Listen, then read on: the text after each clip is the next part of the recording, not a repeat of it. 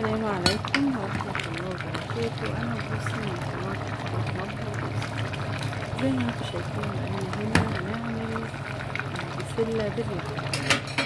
معانا هنا أول حاجة لحمة متقطعة من تقطيعة السن. دي أحسن حاجة. السن بصراحة بيبقى طعمها حلو جدا، وفي نفس الوقت لو حطيتيها في أي نوع طبيخ هتبقى حلوة معاكي. حطيناها في المية المغلية، وبعد 5 دقايق كده شلنا الريم اللي على الوش ده. بعد كده ابتدينا بقى نحط التوابل. حطينا ورق لورا وبصل ورشة فلفل اسود، وقلبنا كده التوابل مع اللحمة، وبعد كده غطيناها على في الحلة علشان تكمل السليق بتاعها. جبنا هنا بقى معلقة سمنة كبيرة ونقطع عليها كده بصلاية تقطيع كده رفيع علشان نعمل بيها البسلة انا بعملها ني في ني، بس مادام بعملها باللحمة لازم اشوح البصلاية في الاول، وبعد كده يعتبر تكون يعني ني في ني لاني مش بحمر البصل.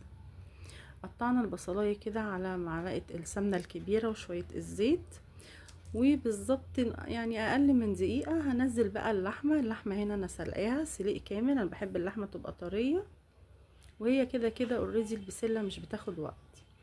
هشوح بقى اللحمة كده مع البصل، وهحط شوية من الكزبرة الناشفة، شوية صغيرين جدا مش كتير، شوية من الفلفل الاسود كده، رشة من الفلفل الاسود. ومعانا هنا بقى البسلة بالجزر، حابة تحطيها من غير جزر زي ما تحبي. هنقلب بقى البسلة كده مع اللحمة مع التوابل مع البصل، وبعد كده هننزل بالطماطم عادي جدا.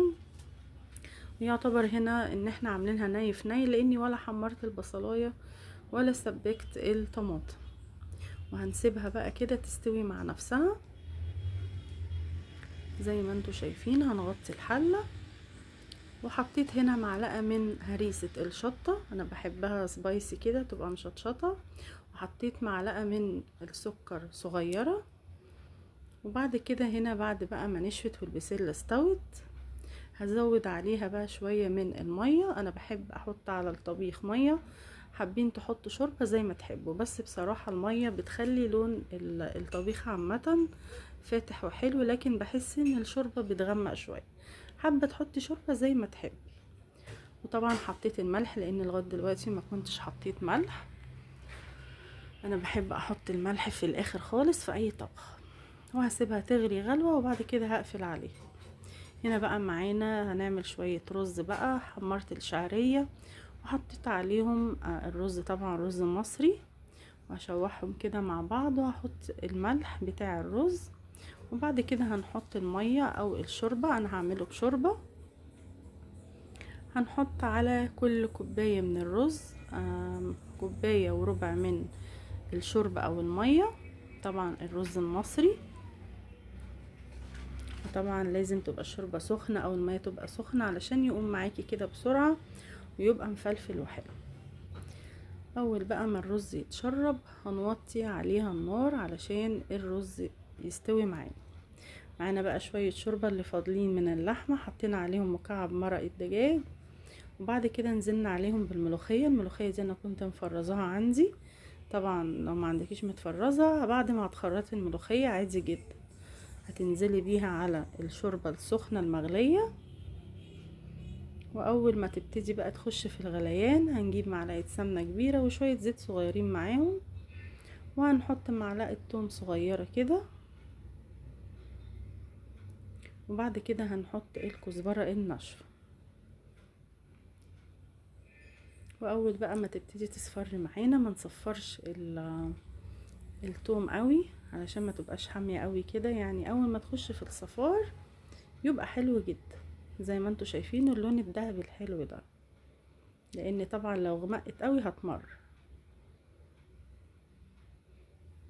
هنا بقى كانت الملوخية جهزت معانا والاكل جهز معانا. هنا معانا بقى الاكل، بحب الاكل الطبيخ بتاع زمان القديم الحلو ده البسيط اللي ما فيهوش اي حاجة متكلفة خالص. وهنغرف بقى البسلة كده زي ما انتوا شايفين، البسلة بحبها باللحمة جدا، بتبقى حلوة جدا. وطبعا الرز اللي عملناه رز مفلفل وحلو، وده الاكل الشتوي الحلو اللي مفيش بيت مصري ما بيعملوش في الشتاء. شايفين بقى الرز مفلفل ازاي؟ ما شاء الله حلو جدا. جربوا بقى الطريقة بتاعتي دي في الطبيخ، هتعجبكم جدا، وحلو وخفيف ومفهوش اي افتكاسات ولا اي حاجة خالص. الملوخية زي ما انتوا شايفين، والبسلة باللحمة والرز. وطبعا لو عجبتكم الوصفة ما تنسوش اللايك والاشتراك، والسلام عليكم ورحمة الله وبركاته.